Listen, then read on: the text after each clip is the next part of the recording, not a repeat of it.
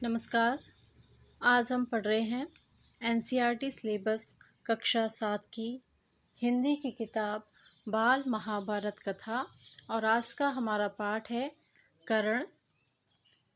पांडवों ने पहले कृपाचार्य से और बाद में द्रोणाचार्य से अस्त्र शस्त्र की शिक्षा पाई। उनको जब विद्या में काफ़ी निपुणता प्राप्त हो गई तो एक भारी समारोह किया गया जिसमें सबने अपने कौशल का प्रदर्शन किया। सारे नगरवासी इस समारोह को देखने आए थे। तरह तरह के खेल हुए और हर एक राजकुमार यही चाहता था कि वही सबसे बढ़कर निकले। आपस में प्रतिस्पर्धा बड़े जोर की थी, परंतु तीर चलाने में पांडु पुत्र अर्जुन का कोई सानी न था। अर्जुन ने धनुष विद्या में कमाल का खेल दिखाया। उसकी अद्भुत चतुरता को देखकर सभी दर्शक और राजवंश के सभी उपस्थित लोग दंग रह गए। यह देखकर दुर्योधन का मन ईर्ष्या से जलने लगा। अभी खेल हो ही रहा था कि इतने में रंगभूमि के द्वार पर खम ठोंकते हुए एक रोबीला और तेजस्वी युवक मस्तानी चाल से आकर अर्जुन के सामने खड़ा हो गया। यह युवक और कोई नहीं, अधिरथ द्वारा पोषित कुंती पुत्र कर्ण ही था। लेकिन उसके कुंती पुत्र होने की बात किसी को मालूम न थी। रंगभूमि में आते ही उसने अर्जुन को ललकारा, अर्जुन, जो भी करतब तुमने यहाँ दिखाए हैं उनसे बढ़कर कौशल मैं दिखा सकता हूँ। क्या तुम इसके लिए तैयार हो? इस चुनौती को सुनकर दर्शक मंडली बड़ी खलबली मच गई, पर ईर्ष्या की आग से जलने वाले दुर्योधन को बड़ी राहत मिली। वह बड़ा प्रसन्न हुआ। उसने तपाक से कर्ण का स्वागत किया और उसे छाती से लगाकर बोला, कहो कर्ण, कैसे आए? बताओ, हम तुम्हारे लिए क्या कर सकते हैं? कर्ण बोला, राजन, मैं अर्जुन से द्वंद्व युद्ध और आपसे मित्रता करना चाहता हूँ। कर्ण की चुनौती को सुनकर अर्जुन को बड़ा तैश आया। वह बोला, कर्ण, सभा में जो बिना बुलाए आते हैं और जो बिना किसी के पूछे बोलने लगते हैं वे निंदा के योग्य होते हैं। यह सुनकर कर्ण ने कहा, अर्जुन, यह उत्सव केवल तुम्हारे लिए ही नहीं मनाया जा रहा है। सभी प्रजाजन इसमें भाग लेने का अधिकार रखते हैं। व्यर्थ डींगे मारने से फायदा क्या? चलो तीरों से बात कर लें। जब कर्ण ने अर्जुन को यूं चुनौती दी तो दर्शकों ने तालियां बजाई। उनके दो दल बन गए। एक दल अर्जुन को बढ़ावा देने लगा और दूसरा कर्ण को। इस प्रकार वहां इकट्ठी स्त्रियों के भी दो दल बन गए। कुंती ने कर्ण को देखते ही पहचान लिया और भय तथा लज्जा के मारे मूर्छित सी हो गई। उसकी यह हालत देखकर विदुर ने दासियों को बुलाकर उसे चेत करवाया। इसी बीच कृपाचार्य ने उठकर कर्ण से कहा, अज्ञात वीर, महाराज पांडु का पुत्र और कुरुवंश का वीर अर्जुन तुम्हारे साथ द्वंद्व युद्ध करने के लिए तैयार है, किंतु तुम पहले अपना परिचय तो दो। तुम कौन हो? किसके पुत्र हो? किस राजकुल को तुम विभूषित करते हो? द्वंद्व युद्ध बराबर वालों में ही होता है। कुल का परिचय पाए बगैर राजकुमार कभी द्वंद्व करने को तैयार नहीं होते। कृपाचार्य की यह बात सुनकर कर्ण का सिर झुक गया। कर्ण को इस तरह देखकर दुर्योधन उठ खड़ा हुआ और बोला, अगर बराबरी की बात है तो आज ही कर्ण को अंगदेश का राजा बनाता हूँ। यह कहकर दुर्योधन ने तुरंत पितामह भीष्म एवं पिता धृतराष्ट्र से अनुमति लेकर वही रंगभूमि में ही राज्य अभिषेक की सामग्री मंगवाई और कर्ण का राज्याभिषेक करके उसे अंगदेश का राजा घोषित कर दिया। इतने में बूढ़ा सारथी अधिरथ, जिसने कर्ण को पाला था, लाठी टेकता हुआ और भय के मारे कांपता हुआ सभा में प्रविष्ट हुआ।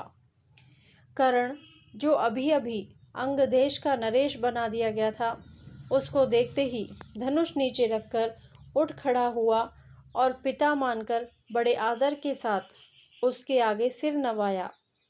बूढ़े ने भी बेटा कहकर उसे गले लगा लिया। यह देखकर भीम खूब कह कहा मारकर हंस पड़ा और बोला, सारथी के बेटे, धनुष छोड़कर हाथ में चाबुक लो, चाबुक, वही तुम्हें शोभा देगा। तुम भला कब से अर्जुन के साथ द्वंद्व युद्ध करने के योग्य हो गए। यह सब देखकर सभा में खलबली मच गई। इस समय सूरज भी डूब रहा था, इस कारण सभा विसर्जित हो गई। मशालों और दीपकों की रोशनी में दर्शक वृंद अपनी अपनी पसंद के अनुसार अर्जुन, कर्ण और दुर्योधन की जय बोलते जाते थे।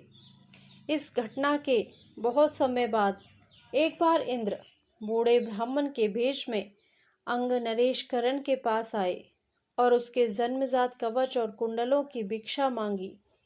इंद्र को डर था कि भावी युद्ध में कर्ण की शक्ति से अर्जुन पर विपत्ति आ सकती है।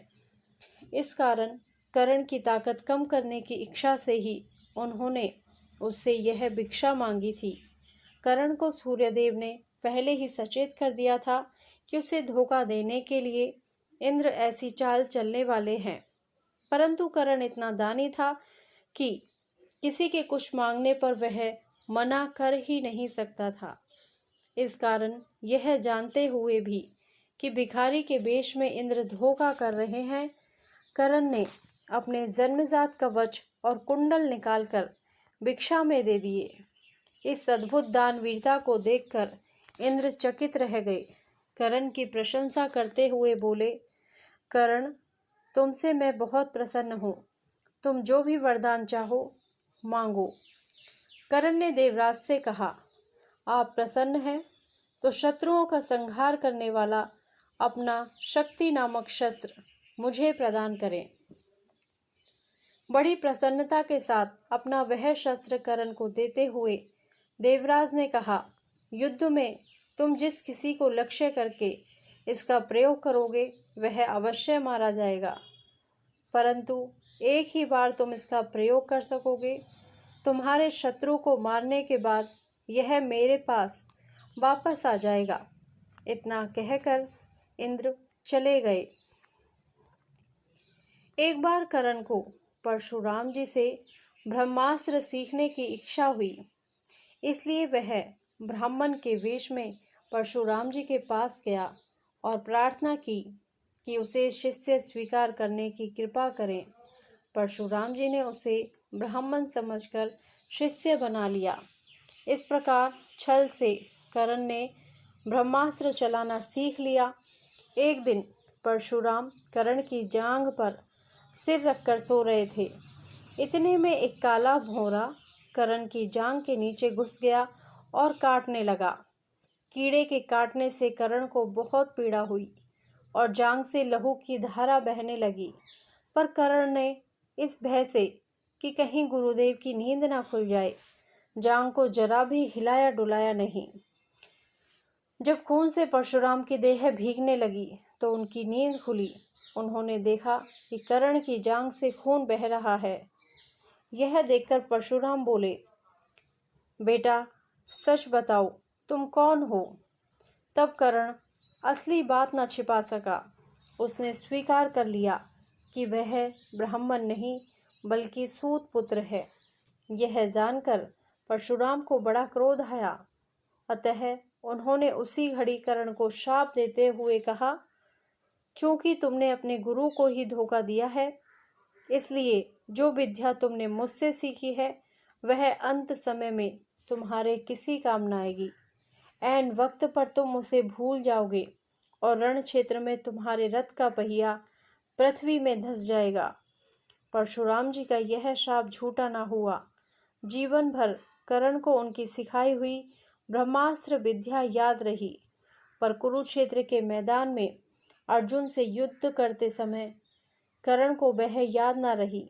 दुर्योधन के घनिष्ठ मित्र कर्ण ने अंत समय तक कौरवों का साथ न छोड़ा। कुरुक्षेत्र के युद्ध में भीष्म तथा आचार्य द्रोण के आहत हो जाने के बाद दुर्योधन ने कर्ण को ही कौरव सेना का सेनापति बनाया था। कर्ण ने 2 दिन तक अद्भुत कुशलता के साथ युद्ध का संचालन किया। आखिर जब शापवश उसके रथ का पहिया जमीन में धंस गया और वह धनुष्वान रखकर जमीन में धंसा हुआ पहिया निकालने का प्रयत्न करने लगा, तभी अर्जुन ने उस महारथी पर प्रहार किया। माता कुंती ने जब यह सुना तो उसके दुख का पार न रहा। धन्यवाद। यदि आपको यह वीडियो अच्छा लगा हो तो प्लीज़ मेरे वीडियो को लाइक करें, शेयर करें और मेरे चैनल को सब्सक्राइब करें। Thank you.